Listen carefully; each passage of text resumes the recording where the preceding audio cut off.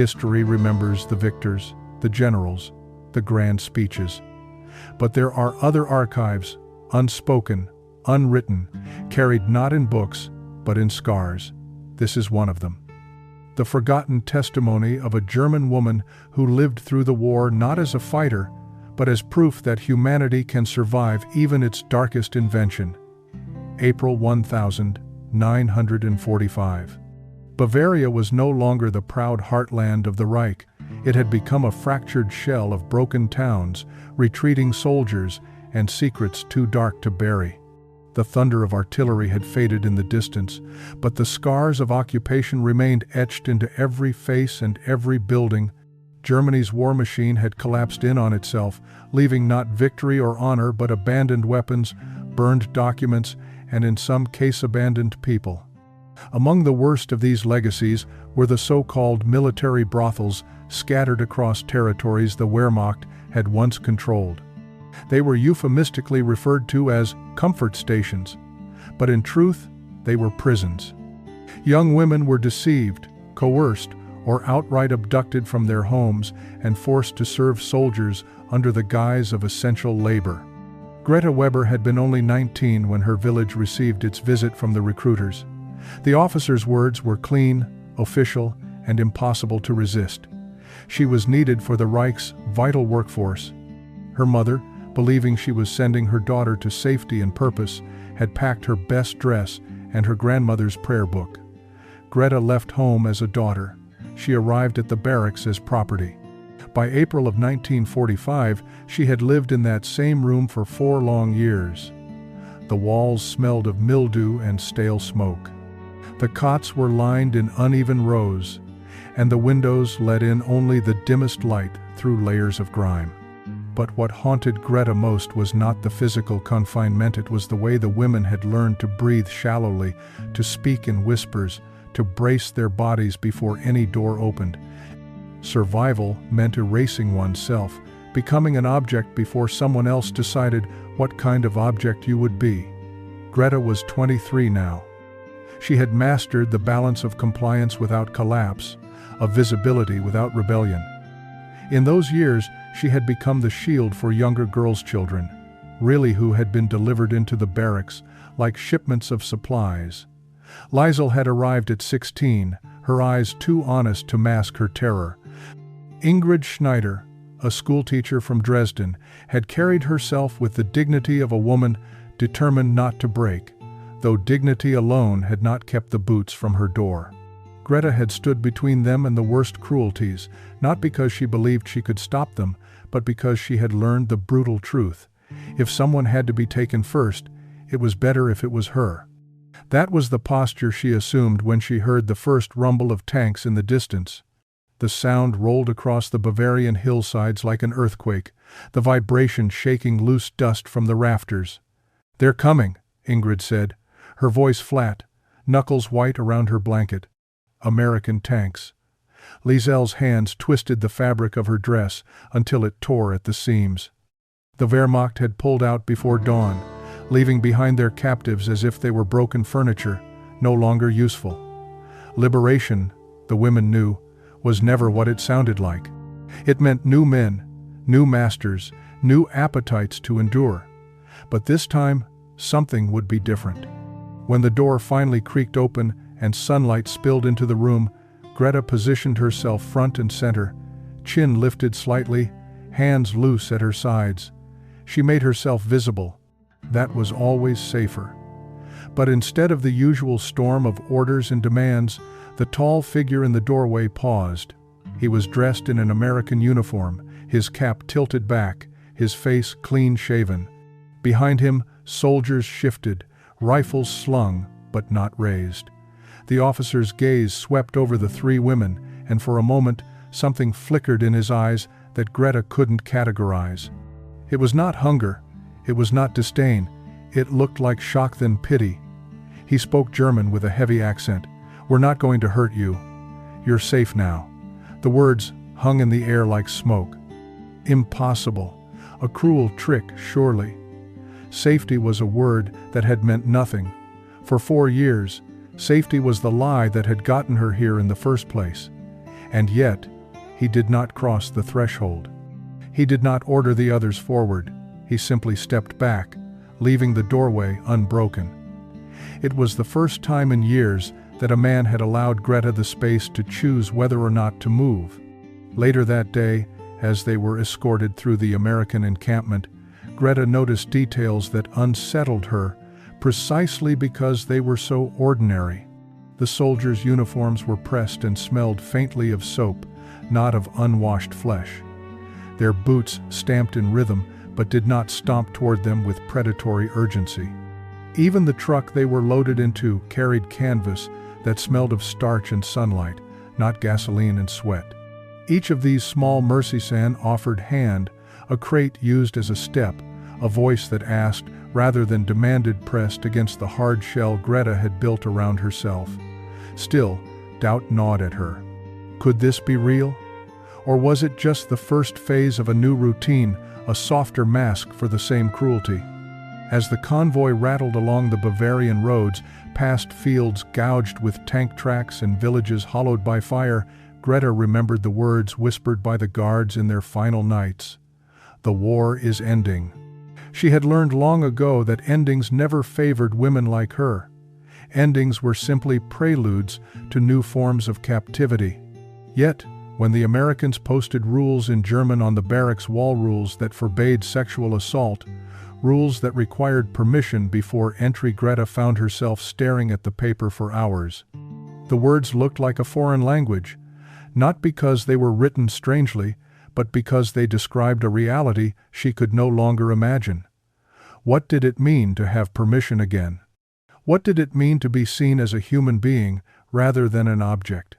These questions would carry her into the uncertain days ahead, where disbelief wrestled with hope, and where every act of kindness felt like both a gift and a threat. Trust, she knew, was dangerous. But she also knew that without it, life was nothing more than endurance, and perhaps endurance was no longer enough. Greta Weber's story did not begin in 1945. It began 4 years earlier, in the spring of 1941, when the German war machine was at its height, and her family still believed the official promises of protection and purpose. She had grown up in a small Bavarian village, a place of orchards, narrow cobblestone streets, and a white church steeple that caught the sun every morning. Life there was quiet and predictable. Her mother baked bread on Sundays, her father repaired farm tools in the evenings, and Greta tended her younger brothers while dreaming about the day she might work as a seamstress in town. The war was a distant thunder in those early years, something that lived in newspapers and radio broadcasts, not in the soil under their feet. Then came the knock. Uniformed men, polished and stern, arrived at the Weber household with papers stamped by the Reich. Greta had been selected for essential war labor. The phrasing was bureaucratic, almost polite. It carried the false dignity of a government decree. Her mother, too trusting of official words, believed her daughter had been given an opportunity, maybe even protection from the harsher dangers of bombings or food shortages. She packed Greta's best dress into a small bag and tucked her grandmother's prayer book inside, whispering blessings over every folded seam. Greta still remembered the tremor in her father's voice as he kissed her cheek and told her to be strong. But strength, she soon learned, was not the kind of strength they had imagined. The transport truck smelled of fuel and sweat. Greta had sat pressed between two other girls, both as silent as statues. No one spoke of the factory they had supposedly been assigned to. No one asked questions. Questions only drew attention, and attention was dangerous. When the truck finally stopped at a compound surrounded by barbed wire, Greta's first thought was that the architecture resembled a labor camp. Rows of wooden barracks, fences strung with sharp steel, armed guards pacing in rhythm. The truth came slowly, piece by piece, as doors locked behind them and orders were barked in tones that left no room for doubt. This was not a factory. This was a brothel. The first weeks blurred into one long nightmare. Greta learned the rules quickly, rules not posted on any wall, but enforced with fists, belts, and boots. A woman survived by becoming compliant without appearing broken. Too much resistance drew violence. Too much collapse drew indifference. The key was to walk a line in between, an invisible balance that meant less punishment and sometimes, though rarely, a chance at mercy. Greta's survival instinct had always been sharp. She stepped into the role of protector almost immediately, shielding younger girls who arrived bewildered and terrified. She could not save them from everything, but she could position herself to absorb the first blows, the first demands, the first selection when guards entered. It was a twisted kind of leadership, but within the barracks it meant something. For 4 years, she became both their shield and their anchor, reminding them quietly when to stay silent, when to breathe, when to hold still until danger passed. The small prayer book her grandmother had packed was traded away during the brutal winter of 1943, exchanged for a crust of bread that kept Liesel alive when her body was failing. Greta regretted the loss for only a moment. The book was ink and paper. Liesel was flesh and blood. Choices like that defined life inside the barracks. By 1944, the war had begun to turn. The guards grew harsher, more desperate, their cruelty sharpened by fear. Rumors drifted in from the outside bombings in Berlin, Allied troops pushing across France, Russian forces advancing from the east. But rumors did not stop the routine. Every day was the same, the clanging of boots, the heavy smell of sweat, the endless cycle of endurance. Then, one morning in April 1945, the sound changed. It was not the steady stomp of German soldiers but the grinding thunder of tanks. Greta had pressed her back against the barrack wall, every muscle tense, instinctively moving to shield Liesel and Ingrid. Her body remembered its role before her mind could catch up: protector, target, shield. She did not believe the Americans would be any different. Why should she? Armies took. That was what they did. And yet the unimaginable had unfolded. Clean blankets, posted rules, meals delivered with distance, and respect. These were not the signs of conquerors demanding spoils. They were signs of men who saw them as people. Greta found herself wrestling with a new kind of fear, the fear of hope. Because if she allowed herself to hope, and it proved false, the fall would be harder than any beating she had ever endured. As she lay on her cot that first night under American guard, the silence pressed on her ears. No boots in the hallway, no keys rattling against doors, no orders barked in the dark. Just silence, broken only by the muffled laughter of soldiers somewhere outside, their voices carrying no threat. Greta stared at the ceiling, the wooden beams etched with scratches left by women before her, and wondered, could it really be possible to learn trust again after 4 years of betrayal? Could she still be more than the sum of her endurance? The questions lingered with her, heavier than any chains. The roar of American engines had silenced the countryside, but inside the barracks, the 3 women heard only the sound of their own shallow breathing. Dust filtered through cracks in the wooden walls as Greta's body braced instinctively for what she thought would come next. The boots stopped outside, multiple sets of them.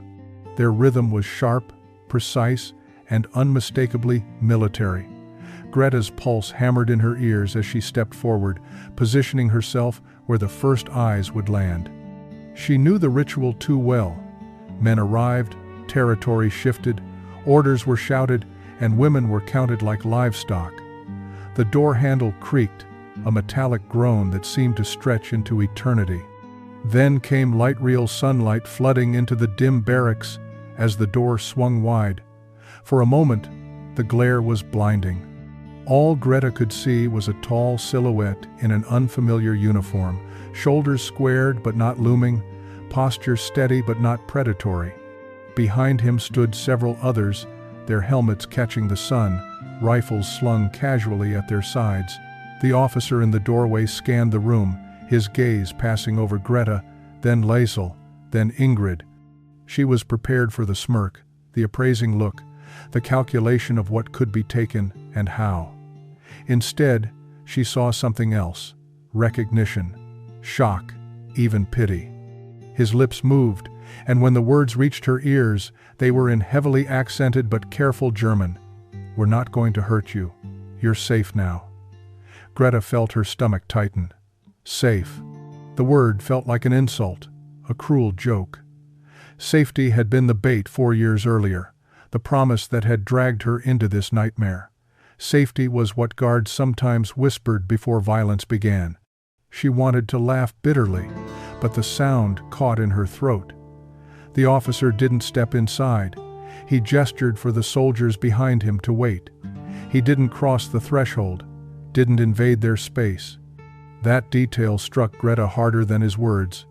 No man had paused at her doorway in 4 years. Later, when the Americans guided them outside, Greta kept her eyes down, scanning boots and gravel, ready for the first blow. Instead, she saw soldiers carrying crates, unrolling maps, setting up radios focused not on the women, but on their own duties. The convoy that awaited them looked like every other transport truck Greta had been loaded into since 1941, but this time there was no shouting, no tearing women apart from one another. A young soldier barely older than Liesel extended his hand to help them climb into the truck bed. His palm was open, not grasping. When Liesel flinched back, he said nothing. Instead, he set down a wooden crate for her to use as a step. She hesitated, then climbed on her own. He only nodded. That single gesture, a choice offered instead of a command, was almost too much to comprehend. The truck rumbled through the Bavarian countryside, passing villages scarred by bombings and fields gouged with tank tracks. Greta sat wedged between Ingrid and Liesel, their shoulders pressed together as always, bracing for separation that never came. Her senses were on high alert, waiting for the inevitable, the hand on her arm, the order to move, the demand that one of them climb down into another vehicle. But it didn't happen. They stayed together. The canvas above their heads flapped with the spring wind, carrying with it the smell of soap and canvas instead of sweat and diesel. Greta stared at the folds of fabric, fighting back the rising ache in her chest. If she let herself believe in this, even for a moment, it would break her when the truth revealed itself. The convoy rolled into Camp Lucky Strike by late afternoon. From a distance, the place looked no different from the prison compounds Greta had known. Rows of buildings, wire fences, armed guards. The sight made her stomach clench. Gates were gates, fences were fences, no matter the insignia on the uniforms. But then came the details. At the gate, the guards saluted crisply, their rifles slung but not leveled. Inside, tents were arranged in neat rows, and soldiers went about their business with the casual energy of men preparing for rest instead of conquest. No one shouted obscene jokes when the women passed. No one reached for them. Eyes followed them, curious but not predatory, before returning to card games and letters being written home. A sergeant appeared, weathered face lined with crow's feet that suggested he smiled more often than he frowned. "My name is Sergeant Morrison," he said in German. That was careful but clear. "You'll be staying in Building 7. It's clean, it's secure. No one will enter without your permission." Liesel let out a sharp, startled laugh, the sound too brittle to be mistaken for humor. "Permission?" she whispered, almost choking on the word. Permission had ceased to exist the day she was dragged from Hamburg. Permission had been erased from their vocabulary, as foreign to them now as freedom itself. Morrison led them to the building anyway. Inside, the cots were lined with wool blankets, folded neatly at the edges, each paired with a small wooden crate serving as a nightstand. The air smelled faintly of soap, of fabric washed and dried in the open air. Greta's fingers brushed across the edge of a blanket, soft and heavy with cleanliness. The sensation nearly undid her. Then Morrison pinned a sheet of paper to the wall. 3 rules, written in blocky German letters. No prisoner will be sexually assaulted or harmed. No soldier may enter this building without the occupant's permission. Meals will be delivered 3 times a day. They do not have to be earned. The room went silent. Ingrid stared, as if reading a language she no longer understood. Liesel's lips parted, but no words came. Greta felt her chest constrict as she stared at the rules. Could language really be this different? Could words once used to trap and deceive now promise something she had long since given up on? It was Morrison's steady eyes that anchored her. He tacked the paper carefully, as if the act itself mattered. When he left, the women sat in silence until a boyish guard arrived with a pot of steaming soup. His German was halting. Hot soup. For eating. He placed it on the floor, then stepped back, hands visible. Liesel, startled at his movement, stumbling into a cot. His face blanched, horrified at having frightened her. "Sorry," he stammered. "No hurt. No hurt." The pot smelled of vegetables and broth, rich and nourishing. Greta's hands trembled as she lifted a bowl. She half expected the demand to come, the price to be named, the inevitable reminder that nothing in their world was ever free. But no one came. No one demanded anything. That night, Greta lay awake under the clean wool blanket, listening to the unfamiliar sounds of an American camp settling into evening. Laughter drifted faintly through the spring air, the kind of laughter she hadn't heard in years. Not cruel, not mocking, just human. She didn't sleep, but for the first time in 4 years, she didn't flinch at every sound in the dark.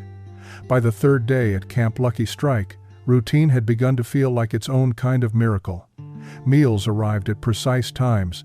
The young soldier Johnson, they learned his name, knocked twice before entering, always announcing himself, always waiting for permission. His German was broken, clumsy even, but his manners were steady. He placed trays of food just inside the door, kept his hands visible, and stepped back immediately. The women studied him the way they had studied guards for years, searching for the shift in tone, the flicker of cruelty, the warning signs of violence. But Johnson never changed. Each day, he looked at them with the awkward politeness of a farm boy thrown into a war he didn't entirely understand. He smiled sometimes, quickly and nervously, as though he knew his presence frightened them, but wanted them to see he meant no harm. Greta found herself waking before the knock each morning, not out of dread but out of anticipation.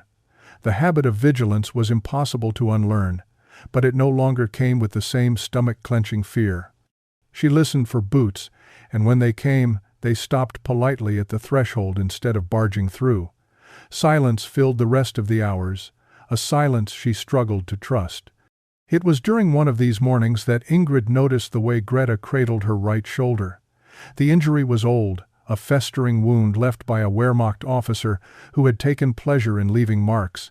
Greta had hidden it for weeks, even months, out of instinct. Wounds, she had learned, often attracted more abuse. But the infection had spread, and by the 4th day she could no longer lift her arm without wincing. "You're hurt," Liesel said, her voice a whisper of concern. She was the youngest of the three, but her empathy had survived where much else had not. "It's nothing," Greta muttered, the familiar reflex of dismissal. But Ingrid's sharp teacher's eyes caught the truth. "It's not nothing," Ingrid said with quiet authority. "It's infected. You need help." Help. The word still felt poisoned.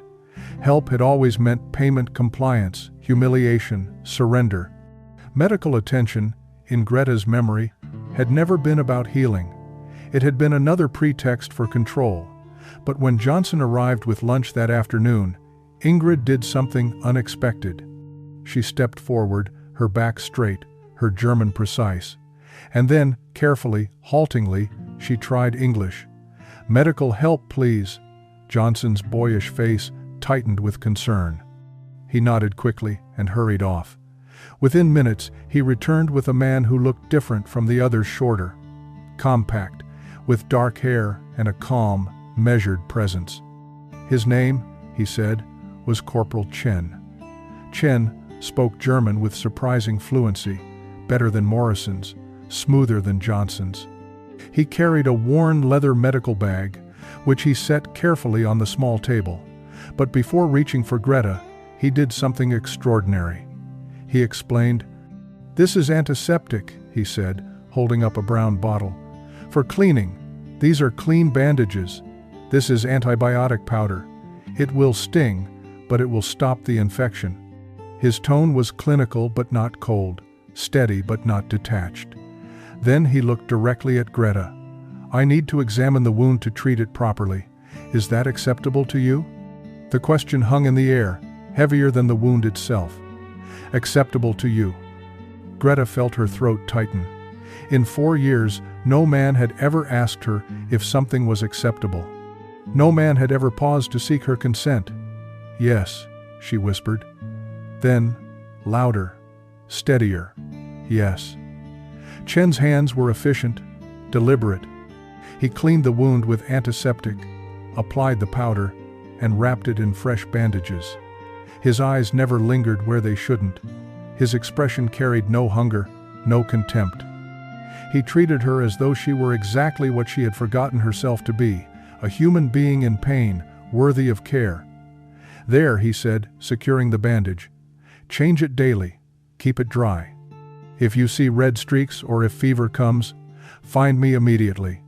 The human body heals best with care and safety. Both are available to you here." Greta's lips trembled, but she held herself still. When Chen packed his supplies and left, silence filled the room. He asked permission, Liesl whispered, as if repeating something impossible. "He explained everything," Ingrid added, her teacher's instinct already cataloging each word, each step. That night, the women sat together, bowls of hot soup in their laps. The barracks was quiet, the paper of Morrison's rules still pinned neatly to the wall. Outside, American soldiers laughed softly in the dusk, their voices carrying none of the menace they had come to expect from men in uniform. For the first time in years, Greta let herself imagine a world where help did not mean harm, where safety was not a trick. She wasn't ready to believe it fully, not yet. But the wall around her chest, the one she had built stone by stone since the day she left home at 19, felt just the slightest bit cracked. Hope was dangerous, but maybe, just maybe, it wasn't fatal. By the end of their first week in Building 7, the 3 women had begun to breathe differently. The air no longer tasted of smoke and fear. Meals came on time. The rules remained pinned to the wall, unchallenged. Morrison made his rounds with steady, predictable patience. Even Johnson, once so nervous in their presence, had grown accustomed to their wary silence, adjusting his manner to avoid startling them. But real trust was still out of reach. Greta knew how quickly routines could turn, how easily promises could dissolve. She had lived through too many new beginnings to believe in them blindly. And yet, something inside her shifted each morning when she awoke to the sound of a polite knock instead of boots crashing through the door. It was Ingrid who broke the silence first. She had always been the most disciplined of the 3, her schoolteacher's posture and tone intact despite the degradation of the past 4 years. One evening, as Morrison checked on them, Ingrid stepped forward with careful dignity. "The Red Cross," she said in her precise German. "Do they carry letters?" Morrison's weathered face softened. "Yes. They've been working tirelessly to reconnect families." For a moment, Ingrid's control faltered. Her eyes glistened.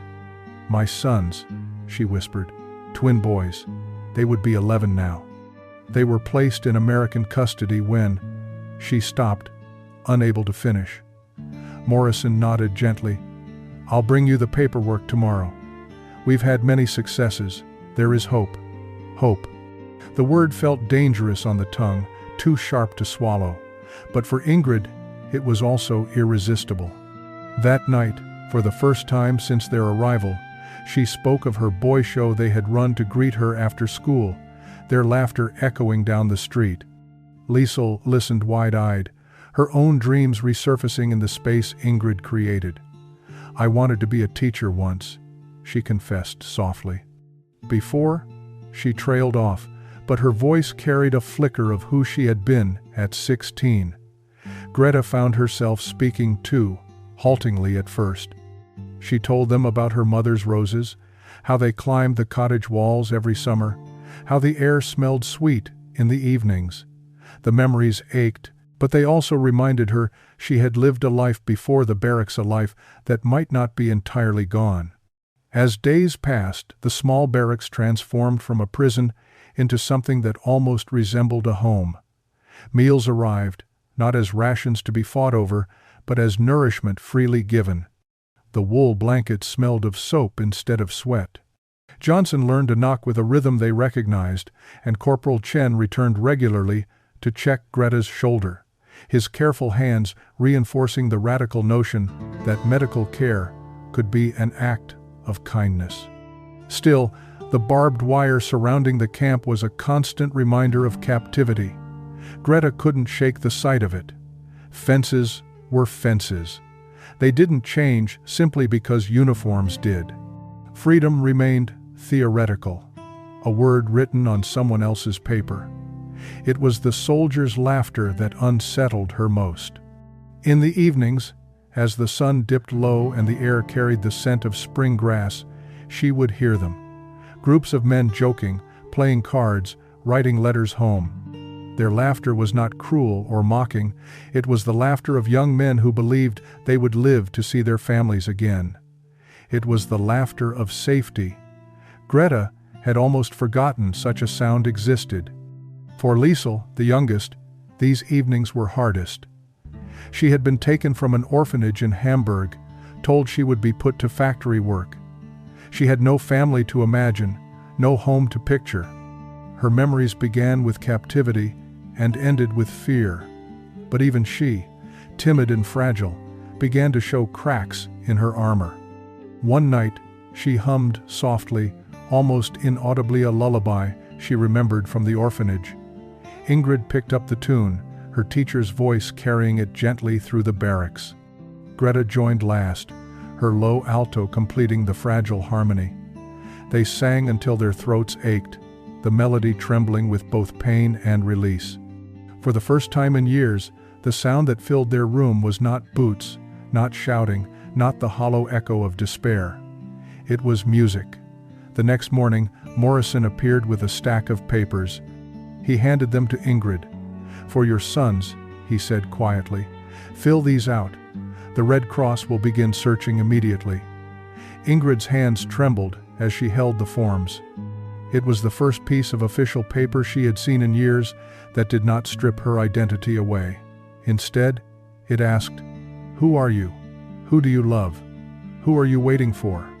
That night, as she carefully filled in the blanks with the names of her children, Greta felt something stir inside her chest. Perhaps survival wasn't enough. Perhaps, just perhaps, there was life after survival. The walls of Building 7 no longer echoed only with silence. They carried voices again, fragile, tentative, but undeniably alive. The fragile sense of safety in Building 7 did not last unbroken. It rarely did in war. On a gray morning, when the spring air carried more chill than warmth, Greta sensed the shift before she understood it. The camp had grown quieter. Soldiers who once laughed freely now spoke in hushed tones. Faces that had carried curiosity or kindness now seemed drawn, heavy with something unspoken. The reason arrived in the form of a film reel. Word spread quickly. Footage from the newly liberated concentration camps was being shown to American troops.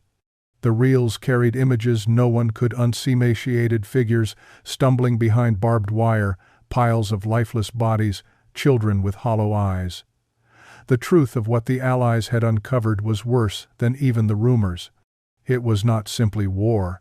It was systematic annihilation. When Morrison appeared at Building 7 that afternoon, he wasn't alone. A new man stood beside him, Corporal Sullivan. Compact, hard-eyed, his posture radiated suspicion. His gaze swept over Greta, Ingrid, and Liesel, not with the gentle recognition Morrison had shown, but with judgment, calculation. Greta knew that look. She had spent 4 years studying men's eyes for signs of danger. This was not lust, but condemnation. "Ma'am," Sullivan said stiffly, addressing Ingrid as the eldest. His German was rough but serviceable. His tone clipped. Liesel shrank against Greta's side, her hand gripping the hem of her dress. The air inside Building 7 grew heavy, as if the walls themselves recognized the return of suspicion. Over the next days, the atmosphere worsened. Guards who had once nodded politely now kept their distance, their expressions guarded. Johnson still delivered meals, still knocked twice, but his boyish smile had vanished. His eyes no longer met theirs. The silence at mealtimes became unbearable. It was Chen who finally told them the truth. He arrived with his medical bag to check Greta's shoulder, his usual calm presence strained. As he unwrapped the bandage, he spoke quietly, his German soft but deliberate. "There has been new information," he said. "The concentration camps. The soldiers have seen the footage." He paused, applying antiseptic with steady hands. "It's difficult for them. They are trying to process what they've seen. Some cannot separate victims from perpetrators. Some look at you and see only Germans." Greta felt her chest tighten. She had heard whispers about the camps, but whispers were one thing. Seeing proof was another. She thought of the countless nights she had prayed for survival, the bargains she had made in silence. To the men outside, perhaps her survival itself looked like guilt. That evening, Sullivan returned. This time, he carried a manila folder. He stepped inside without Morrison, his expression grim. From the folder, he withdrew several black and white photographs. He spread them across the crate that served as their table. The images hit like a physical blow. Emaciated men and women behind barbed wire, mass graves filled with twisted limbs, children staring into the camera, their faces gaunt and hollow, their eyes already ancient. "What did you know?" Sullivan asked, his voice tight with restrained fury. "What did you see?" The photographs lay between them like accusations. Greta stared at them, her stomach churning. She had known evil. She had lived with it pressed against her skin for 4 years. But this was beyond comprehension. Still, Sullivan's question burned. "What did you know?" Liesel shook her head violently, tears streaking her cheeks.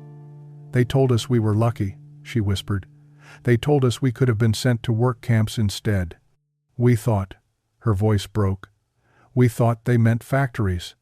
Ingrid straightened, summoning her teacher's tone even through the tremor in her voice. "We were told we were serving the Reich, that our suffering was necessary, that it spared others worse fates. We believed it, because believing was the only way to survive." Sullivan's eyes hardened. "How do we know you're not just as guilty? How do we know you weren't complicit?" The words struck like lashes. Greta felt her lungs collapse under the weight of them. She looked at the photographs again, at the skeletal figures. The hollow-eyed children, shame rose like bile. She had survived while others had not. What did that make her? "Maybe we are guilty," she whispered, her voice raw. "Maybe surviving makes us guilty. Maybe we should have died instead." The silence that followed was suffocating. Sullivan gathered up the photographs and left, leaving them with their shame. That night, the 3 women sat huddled on their cots. No one spoke. The silence was no longer healing but crushing, pressing down on them with the weight of unspoken accusations. Liesel rocked back and forth, eyes glassy. Ingrid sat rigid, her mind racing for logic in a world where guilt and innocence had lost meaning. Greta simply stared at the wall. The images burned into her vision. For the first time since the Americans had arrived, the barracks felt like a prison again. And for the first time since liberation, Greta wondered if freedom itself was an illusion. For 3 days after Sullivan's visit, Building 7 became a tomb of silence. The air itself seemed heavier, pressing down on them with the weight of unspoken judgment. Meals still arrived. Johnson still knocked twice, still set the trays down gently, but his hands trembled now, his smile gone. Greta could see the shame in his eyes, the shame of someone who wanted to believe in innocence but had been shown proof of atrocity. He avoided eye contact, retreating quickly as if proximity alone carried contamination. Liesel withdrew into herself, her body curling against the cot.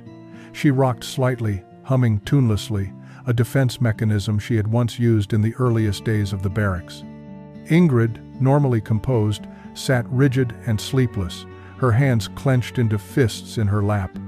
She whispered fragments of sentences, as if rehearsing arguments for a trial that might never come. Greta, meanwhile, moved through her days like a ghost. Every kindness she had, accepted the blankets, the soup, the medical care, felt suddenly stolen, undeserved. Each act of mercy seemed like evidence against her, proof she had taken more than she had earned. The images from Sullivan's folder haunted her. She saw them in the lines of her own hands, in the hollow of Liesel's eyes, in the tremor of Ingrid's voice.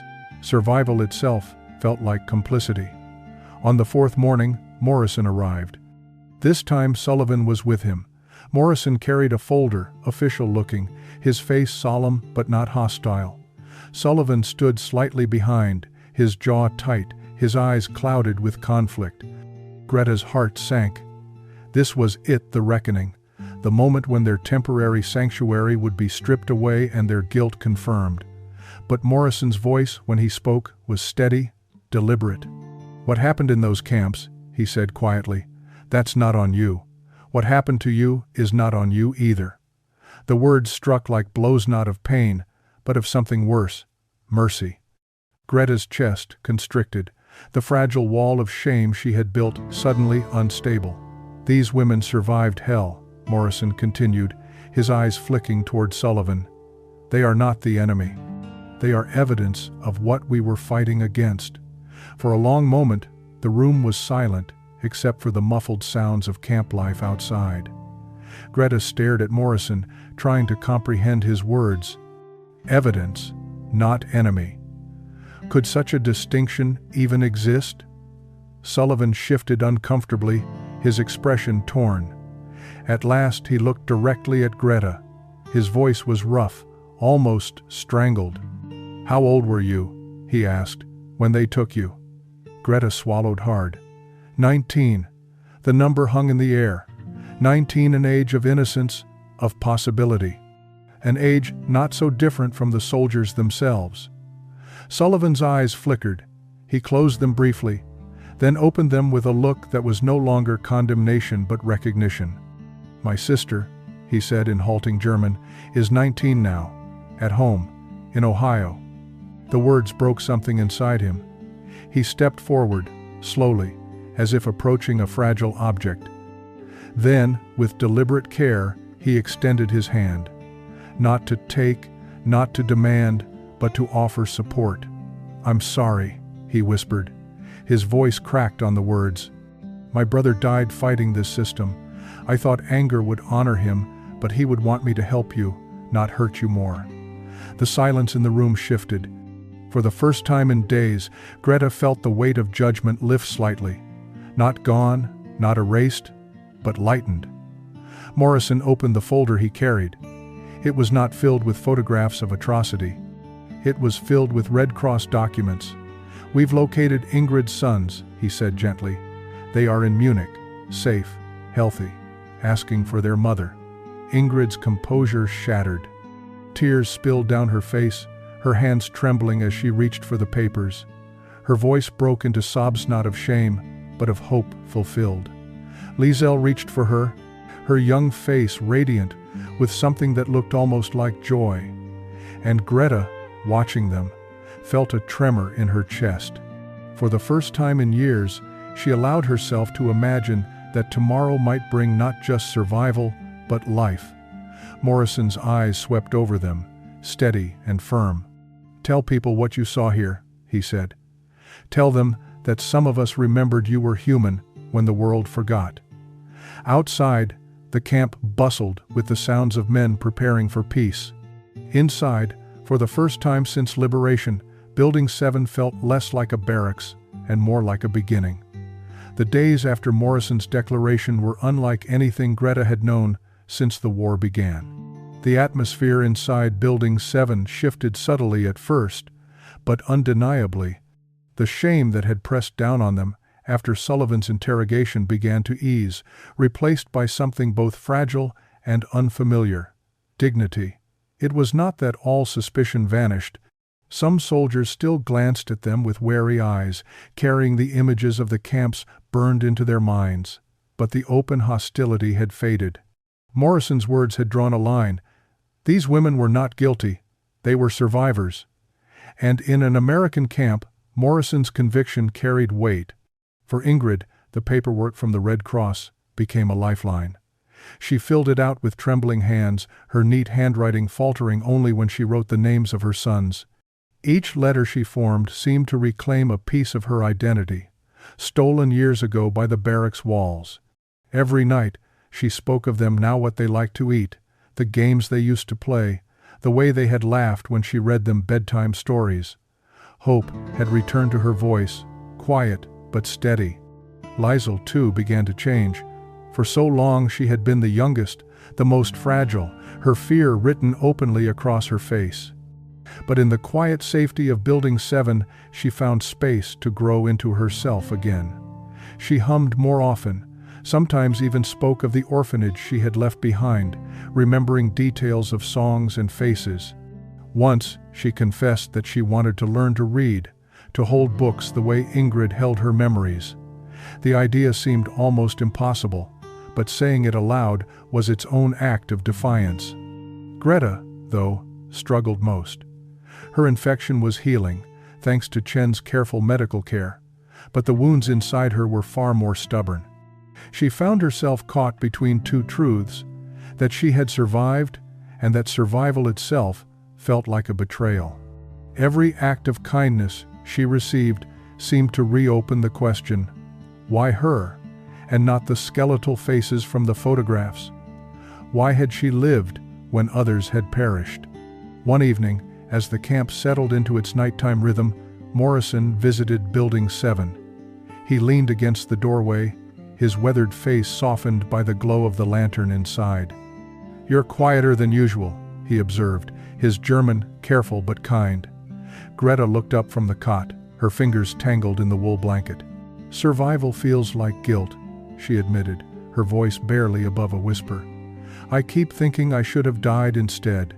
Morrison studied her for a long moment, then stepped inside, lowering his voice so only she could hear. "You think survival is guilt, but to us, survival is testimony, your proof. Proof of what was done.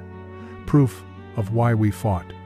His words landed heavy, not because they erased her doubt, but because they offered a different way to carry it. Survival not as shame, but as evidence. A burden still, but a burden with purpose. Later that night, Greta lay awake listening to the soft breathing of Ingrid and Liesl. Outside, the sounds of the American camp drifted through the spring air.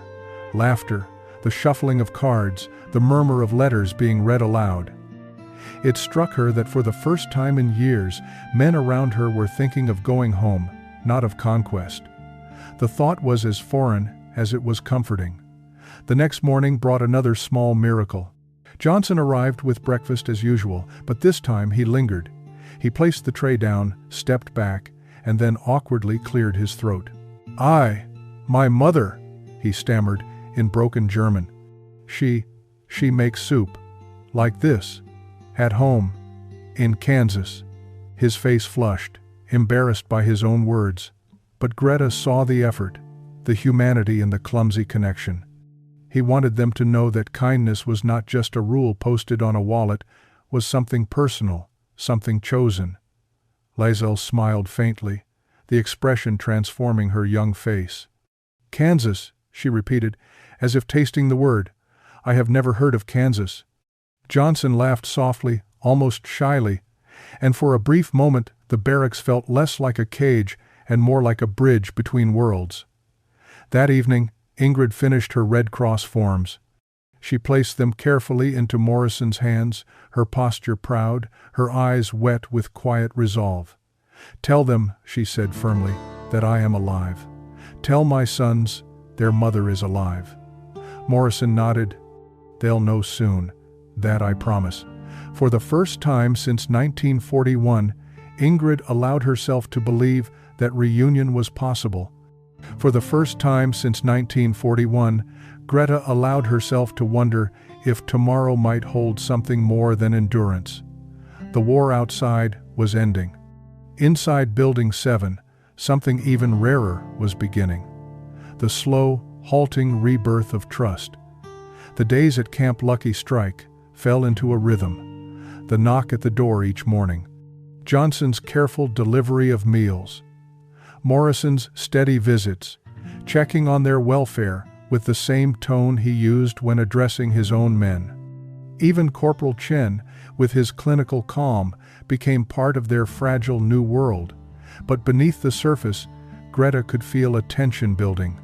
Safety, though real, felt conditional, granted by circumstance, not guaranteed. And every kindness they received carried the shadow of the photographs Sullivan had laid before them. The women did not speak of it at first, but silence, like infection, spreads. One evening, after Morrison's departure, Ingrid finally broke it. "We are witnesses," she said firmly, her voice carrying the conviction of a teacher addressing a classroom. That's what Morrison meant. Not guilty, not complicit. Witnesses. Greta shook her head, her fingers twisting the hem of her blanket. A witness is someone who chooses to watch. We had no choice. We were used. We were survival, nothing more. Liesl, sitting cross-legged on her cot, looked between them. Her eyes were wide, her voice quiet but insistent. But if no one tells, who will believe? The soldiers saw the films. They will remember. But when they go home, when the war is over, who will speak for women like us? The question silenced them all. It hung in the air, as sharp as any order they had ever received, but different this time. It was a responsibility, not a command. That night, Greta lay awake, her mind racing. She thought of her mother's roses, of the laughter of Ingrid's sons, of the lullabies Liesl hummed. These fragments of life, so small yet so defiant, seemed suddenly vital. They were more than memories, they were proof that, even in the darkest corners, humanity had survived.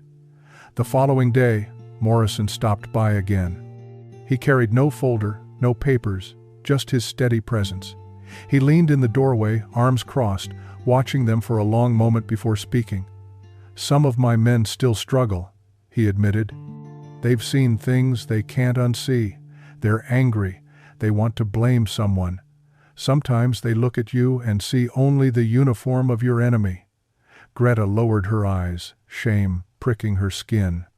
"Then perhaps we should disappear. Perhaps it would be easier." Morrison shook his head firmly. "No. You don't disappear. You live. You tell your story. That's the only way any of this means something." Ingrid lifted her chin, nodding slowly. "He's right. Survival isn't guilt. Survival is testimony." Liesl whispered the word softly, as if testing its weight. Testimony. For Greta, the word settled deep inside her chest. She had spent 4 years believing silence was the only way to endure. But perhaps silence, now, would be betrayal. Perhaps survival demanded more than breathing, it demanded remembrance. That evening, they began to speak differently. Not only about their own suffering, but about the details, the guards who had lied, the women who hadn't survived, the small mercies traded in whispers. Ingrid recited names of those who had vanished. Liesl remembered the orphan girls taken and never returned. Greta, haltingly at first, described the night she had traded her grandmother's prayer book for bread, how that bread had kept Liesl alive. The stories flowed slowly, painfully, but once spoken, they could not be unsaid. They began to shape a new identity, not just survivors, not just victims, but witnesses. Outside, the camp buzzed with preparation for the end of the war. Soldiers wrote letters home, packed gear, spoke of shipping out.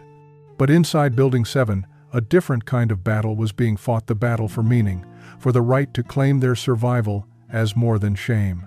For Greta, it was the hardest battle of all. Each word she spoke carried the weight of memory, but also the faintest spark of something else. Purpose. Corporal Sullivan returned to Building 7 a week later. His presence no longer carried the same sharp edge of accusation, but it still brought unease. Greta stiffened the moment she saw him in the doorway, remembering the photographs he had scattered like weapons across their table. Liesel shrank back instinctively, while Ingrid held her chin high, defiant despite the tremor in her hands. But this time, Sullivan didn't come armed with questions. His hands were empty, his voice quieter. "I owe you an apology," he began, his German halting but sincere. "When I looked at you, I saw only guilt. I saw my brother's death. He was killed in the Ardennes, fighting the uniform you wore on your soil. I thought hating you would honor him, but Morrison reminded me." His voice cracked.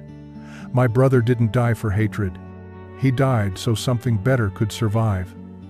The words settled into the silence. For the first time, Sullivan's eyes held no judgment.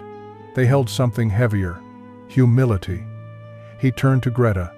"How old were you?" 19, she answered softly. Sullivan blinked, his jaw tightening. "My sister's 19, at home in Ohio, safe, free." He exhaled sharply, the weight of realization pressing down on him. "When I look at you now, I don't see guilt. I see her.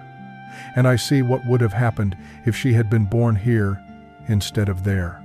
Greta felt her throat close. No man had ever compared her to something sacred before, to family rather than property. The small recognition threatened to undo her entirely. Slowly, Sullivan extended his hand, not to command, not to take, but to offer. The gesture was simple, yet monumental. Greta hesitated, then placed her hand in his. For the first time in 4 years, a man's touch did not carry fear. It carried weight, yes, but also a kind of fragile trust. "I'm sorry," Sullivan whispered, his eyes wet. "Sorry for what I said. Sorry for what you endured. My anger blinded me. But anger won't build anything worth keeping. You deserve more than that." Morrison, standing nearby, nodded. "We've all seen things that make forgiveness hard. But hard doesn't mean impossible. These women are not our enemies. They're proof of what cruelty tried to destroy and failed." He reached into his jacket, pulling out more papers. His voice softened. "The Red Cross has confirmed it. Ingrid, your sons are safe in Munich, healthy, waiting for you." The words broke Ingrid's composure. She pressed her hands to her mouth, sobs spilling out uncontrollably. Liesel wrapped her arms around her, crying with her. Greta stood frozen, the sight both devastating and radiant. For so long, they had spoken only of loss. Now, for the first time, they were speaking of reunion, of restoration. Sullivan's voice, still rough with emotion, filled the silence. "You'll all be transferred to the repatriation center next week. From there, you'll decide where to go, who to become." Greta's heart clenched at the word decide. Choice had been stripped from her at 19. The idea of choosing anything again felt impossible, almost frightening. Yet the possibility shimmered before her like sunlight breaking through storm clouds. Before he left, Morrison looked at each of them in turn, his voice carrying the weight of command and compassion alike. "Tell people what you saw here," he said.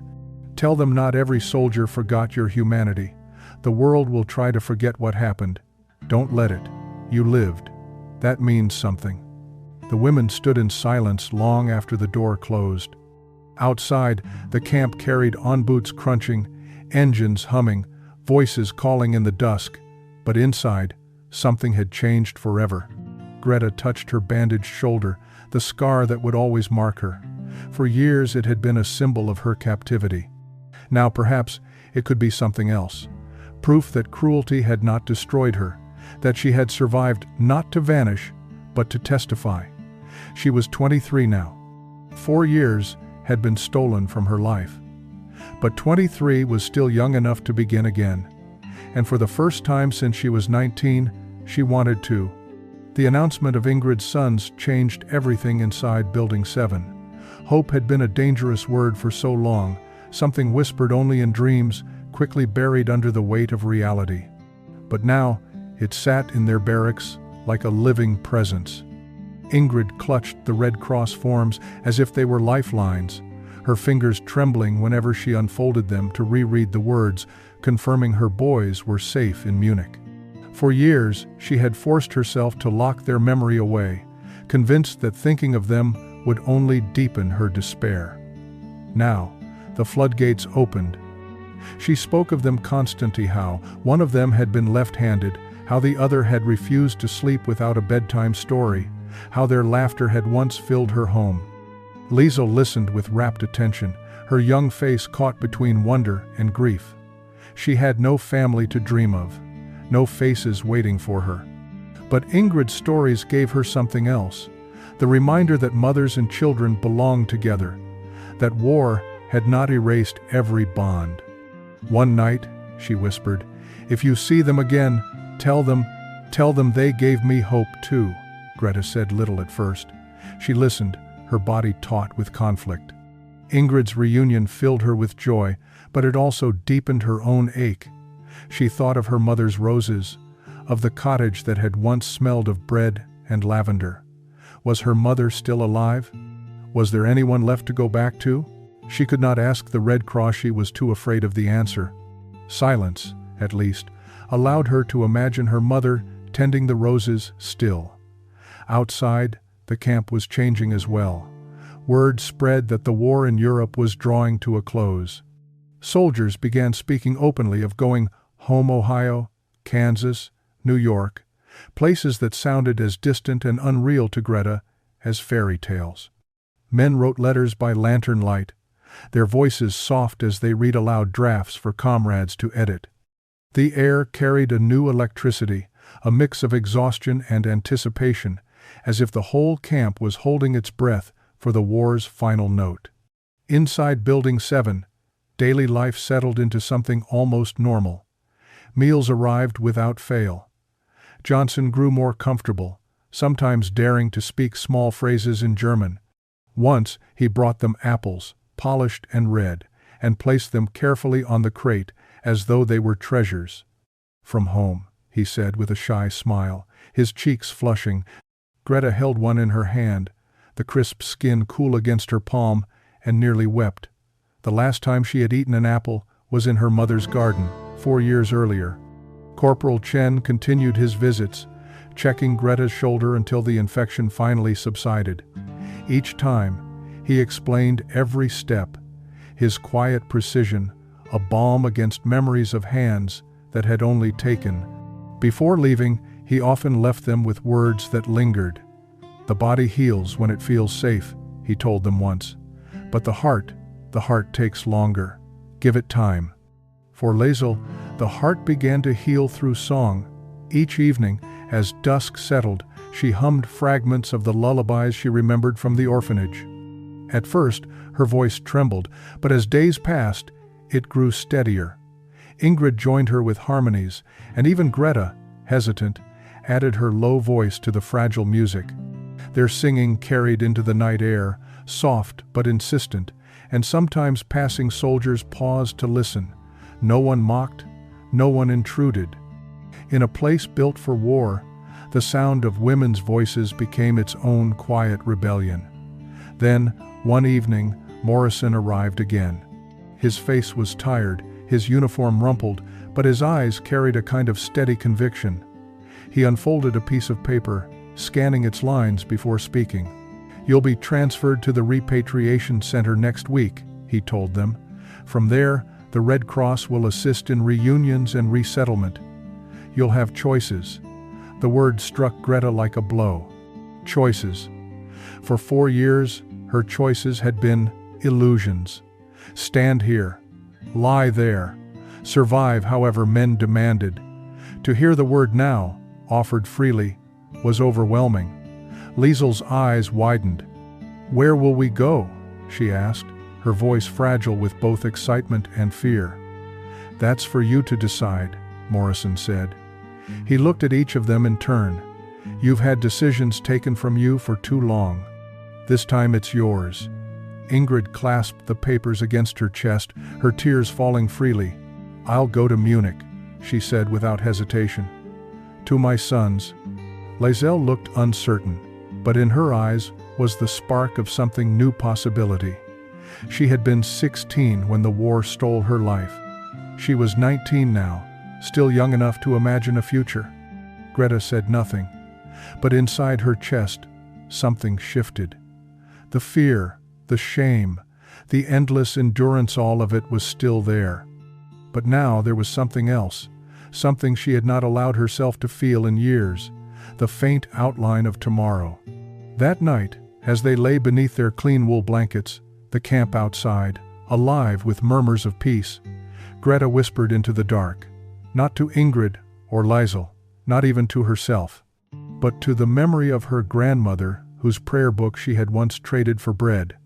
"I survived," she said softly. "And maybe survival is enough." The silence that followed was no longer suffocating. It was a silence that carried promise.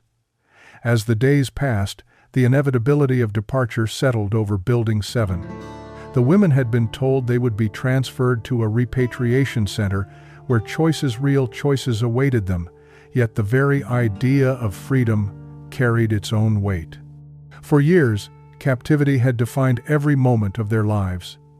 What did it mean to live beyond survival? Greta wrestled with the question most of all. She had grown so used to vigilance, every sound measured, every movement calculated, that the prospect of a life where she no longer needed to guard herself felt almost terrifying. Safety was no longer the absence of danger. It had become the absence of identity. Who was she, if not the protector, the shield? One evening, as the sun dipped low and painted the camp in hues of gold and gray, Morrison came again. He stood in the doorway, his silhouette framed by the dying light, and regarded them with the calm patience that had come to define him. "I want you to remember something," he said quietly. "The world will try to forget what happened to you. People will say it was too complicated, too messy. They'll want to look away. Don't let them. Your survival is not shame, it's testimony." The words echoed through the barracks, settling deep inside Greta's chest. She thought of the women who hadn't made it, whose names had vanished into smoke and silence. She thought of the prayer book her grandmother had pressed into her hands, the words she had traded for bread that saved Liesel's life. Perhaps survival wasn't guilt. Perhaps it was inheritance, a responsibility to speak for those who could not. That night, she shared the thought with Ingrid and Liesel. "We cannot bury this," Greta said. "If we do, then everything we endured was for nothing. We lived. That means we must tell." Ingrid nodded, her face illuminated by the lantern's soft glow. "I will tell my sons. They must know what was taken from us and what was given back." Liesel hesitated, her young face pale but determined. "I don't know how to tell. I don't have words." "You don't need perfect words," Greta told her gently. "You only need the truth and the courage to speak it." The following morning brought an unexpected gesture. Johnson arrived with breakfast as usual, but this time he carried something else as well. A small notebook and a stub of a pencil. His cheeks flushed pink as he set them on the crate. For writing, he managed in halting German. Maybe for telling. Liesel's eyes widened. She picked up the pencil as if it were fragile glass, her fingers trembling. Ingrid touched the notebook reverently, as though it were scripture. Greta simply stared at Johnson, unable to speak. For 4 years, words had been stolen from them. Now, in the hands of a nervous farm boy from Kansas, they were returned. That evening, the 3 women wrote. Not in full sentences, at first just fragments, memories, the names of women who had not survived. The pages filled with halting scrawls, each word a reclamation of self. For Liesel, who had never truly learned, Ingrid guided her hand, teaching her to form letters slowly, deliberately. The act of writing became its own kind of resistance, a declaration that their voices would not vanish.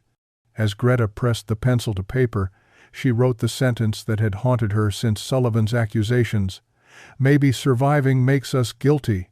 She paused, then crossed it out, her hand trembling. Beneath it she wrote again, "No, surviving makes us witnesses." The silence in the barracks that night was different from all the silences before. It was not heavy with dread, nor hollow with despair. It was the silence of women who had chosen, at last, to carry their survival forward not as shame, but as proof. Outside, the American camp hummed with preparations for peace. Inside Building 7, 3 women prepared for something even harder: life after survival. The last days in Camp Lucky Strike carried a strange duality and air of ending and beginning all at once. Soldiers packed gear, wrote final letters, and speculated about shipping home. The war in Europe was nearly over, and every man felt it in his bones. Yet for Greta, Ingrid, and Liesel, the sense of transition carried a sharper edge. They were preparing to leave captivity behind, but they were also leaving the only sanctuary they had known in years. Building 7, once a place of suspicion and silence, had become something they could almost call safe. The wool blankets, the posted rules, the predictable knock at the door, small things, but to them they were evidence that mercy could exist even in a world scarred by war. To walk away from it meant stepping into the unknown once more. Johnson came one afternoon with their meal and lingered awkwardly. In his hands he carried not just food but a bundle of small items: an apple, a bar of soap, a pair of wool socks. He set them carefully on the crate, his cheeks flushing. "From the men," he said in broken German. "For you. For the road." Liesel picked up the apple, cradling it as though it were gold. Ingrid touched the socks with reverence. Greta, for the first time in years, smiled without forcing it. The gesture was simple, almost clumsy, but it carried the weight of recognition. They were not being dismissed. They were being sent forward with care. Corporal Chen visited once more to check Greta's shoulder. The wound had closed, leaving a scar that would remain for life. As he packed his medical bag, he paused. "Scars are proof," he said softly. "Not of weakness, but of endurance." Greta touched the bandaged line along her shoulder that had once made her feel marked, ruined. Now she considered the possibility that it marked her differently, not as broken, but as unbroken. Sullivan came too, though his presence was still uneasy. He stood in the doorway, cap in his hands, struggling for words. Finally he said, "When I go home, I will tell my sister about you. She'll know what it means, that being born on one side of the ocean or the other can decide a life. She'll know how lucky she is, and she'll know what was taken from you." Greta nodded, her voice too tight to answer. Sometimes apology wasn't in words, it was in the effort, the recognition that humanity had returned. The night before their departure, Morrison gathered them one last time. His face was solemn but kind, the lantern light etching the lines of weariness around his eyes. "Tomorrow you leave for Munich," he told them. "From there the Red Cross will guide you to families, or to places where you can rebuild. But before you go, I want you to understand something. Your survival is more than a story, it is a warning and a reminder. People will want to look away, but you must not let them. You lived. That means you have the power to speak for those who didn't." Greta, Ingrid, and Liesel listened in silence, the weight of his words pressing down and lifting them at the same time. For years they had been silenced, erased. Now they were being asked not only to live, but to remember. That night, as the camp settled into its quiet routines, the 3 women sat together on their cots, the small notebook Johnson had given them open on the crate between them. They wrote names of women they remembered, names of those who had vanished, names of those who had not survived to see a clean blanket or a bowl of soup. The pencil scratched softly, each word a resurrection. Liesel wrote slowly, painfully forming letters under Ingrid's guidance. Greta added her grandmother's prayer, not as scripture but as memory, proof of a life once whole. Ingrid wrote her sons' names, steady and firm, as if speaking them onto paper would carry them safely into her arms. When they finally closed the notebook, they placed it carefully on the bedside crate. It was small, fragile, but it carried the weight of testimony. Outside, voices rose in the night, soldiers laughing, calling, singing songs of home. Inside, the three women prepared themselves for a different kind of journey. They had no songs, no certainty. But for the first time in years, they had a future. The morning of their departure dawned pale and cold. A thin mist clung to the camp, softening the edges of tents and vehicles, as if the world itself hesitated to reveal what lay ahead. Greta woke before the knock, her eyes fixed on the wooden beams above her cot. For years, mornings had been filled with dread, each day another cycle of endurance. But this morning carried something anticipation, and with it, fear. Johnson appeared as always with their meal, but this time he lingered longer. His cap sat awkwardly on his head, his cheeks flushed pink. "Good luck," he said in broken German, his voice thick with sincerity. You are strong." He fumbled for another word, then simply placed his hand over his heart. Greta nodded, unable to speak. Liesl reached out impulsively, touching the apple he had tucked into the tray as though it were a promise. Corporal Chen arrived next, carrying not his medical bag, but a small parcel wrapped in cloth. "Bandages," he explained. "And ointment. Just in case. You may not need them, but I'd rather you have them." His eyes softened. Healing doesn't stop just because the war does. Then came Sullivan. He stood stiffly, cap in hand, his jaw working as though each word cost him effort. "I can't undo what I said," he admitted, his voice rough. "But I can do this. I can remember you honestly. Not as enemies, not as guilty. As women who survived when others didn't. That's what I'll carry home." His gaze lingered on Greta. For a moment, she thought she saw his sister's reflection in his eyes. She gave the smallest nod, a silent acknowledgement of the fragile bridge built between them. Finally, Morrison appeared. His weathered face was calm, his presence steady. "It's time," he said simply. He led them to the waiting truck, his stride measured, his tone protective to the last. The vehicle that would carry them away was lined with clean canvas, its tailgate lowered to form a step. Unlike every transport before, no one shoved them, no one shouted orders. They climbed in together, shoulders brushing, their formation unbroken. The driver waited until they were settled, then started the engine with a low rumble. As the truck pulled away, the camp receded into mist. Greta glanced back once, watching the neat rows of tents, the posted guards, the wooden barracks that had impossibly become a sanctuary. Building 7 disappeared into the fog, leaving only memory. The road to Munich wound through fields scarred by war. Burned-out vehicles lay abandoned in ditches, their hulks rusting in the damp air.